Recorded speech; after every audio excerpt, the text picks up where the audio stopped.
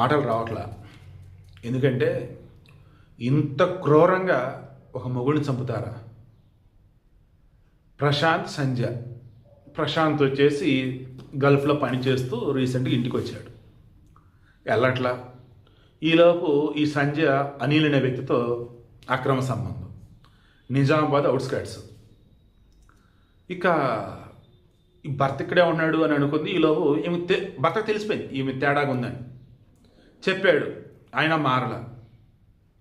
నేను మగవాళ్ళకు చెప్తున్నా, గతంలో ఆడోళ్ళు భయపడుతూ బతికారేమో కానీ ఇప్పుడు మగవాళ్ళు భయపడుతూ బతకాల్సి వస్తుంది. మీ భార్యకి ఎవరితో అక్రమ సంబంధం ఉంది అంటే ముందు ఆమె నుంచి దూరంగా జరగండి. అయితే విడాకులు తీసేసుకోండి, లేదా ఆమె ఎక్కడ ఉండేది మీరు ఎక్కడ ఉండండి.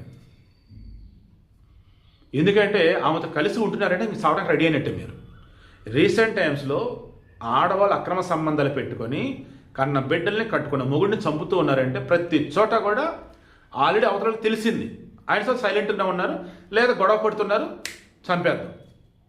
ఏకంగా అనిల్తో కలగలిపి ఏదో ఫుల్గా ముందు తాగిచ్చి భర్తకి, సంధ్యా భర్తకి ఇక మేడ నుంచి తోశారు. ఇక గాయాలైనవి. ఆయన బతికే ఉన్నాడు. ఇక బాత్రూంలో హార్పిక్ ఉంది కదా, దాన్ని సిరంజీలోకి లాగి దాన్ని ఒంట్లోకి ఇంజెక్ట్ చేశారు.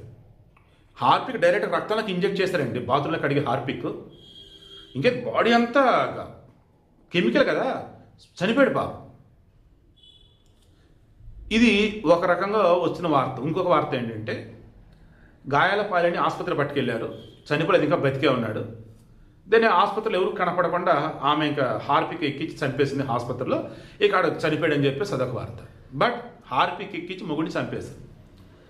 ఇంకా తెలిసింది కదా, బేసిక్ ఎవరికైనా కానీ మొగుడికి ఇలా అయిందంటే భార్య వల్లని విషయం అంటే చూసినప్పుడు వేరే వాడితో రిలేషన్ మొగుడి వెనక చంపేసింది, తీసుకొని లోపలేశారు. ఎన్నిసార్లు చెప్పుకుంటాను నేను, అరే ఏదైనా చిన్న తప్పు చేస్తేనే దొరికిపోతాం, ఏదైనా చిన్న మాట తప్పుగా మాట్లాడితేనే దొరికిపోతాం. ఒక మనిషిని చంపటం ఏంట్రా అసలు? ఒక మనిషిని చంపితే దొరకకుండా అసలు ఎలా అనుకుంటున్నారు? చిన్న లాజిక్ అది. చంపితే ఈజీగా దొరికిపోతారు. అదేదో ఇంక నాకు వద్దు నీతో అని చెప్పి దూరం పెట్టు. లేదు సమాజంలో తలవంపులు వస్తాయి అనుకున్నప్పుడు మీరే దూరంగా లేదు బతికిపోండి. ఎందుకు చంపుతారు? ఎందుకు జైలుకి వెళ్తారు?